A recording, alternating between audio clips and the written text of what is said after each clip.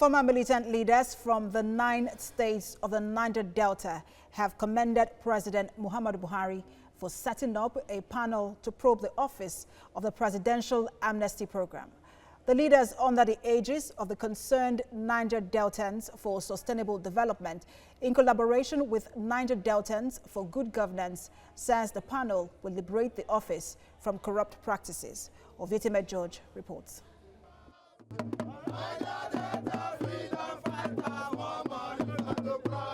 The youth of the Niger Delta always take to the east-west road in protest over their welfare as ex-militants in the Presidential Amnesty Program.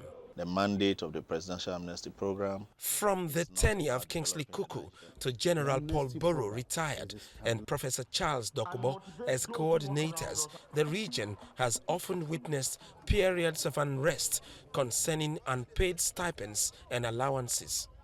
Following allegations of corruption, the presidency removed the last coordinator, a move that attracts the commendation of the ex-militant leaders.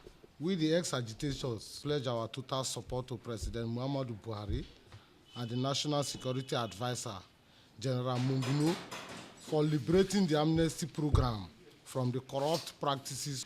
We call on the NSA, General Munguno, to use his good office to completely sanitize the amnesty office of all forms of fraud and corruption by disengaging some officials at the amnesty office. The region yearns for development, and the ex-militant leaders express more concerns over the administration of the program. The known officials have caused great damage to the amnesty program, and they must not be left in office to cover up their alleged criminal activities during the course of the committee's investigation, because the committee's acceptability by the Niger Delta people and their integrity is at stake. And lastly, these officials are seen as the enemies of Niger Delta.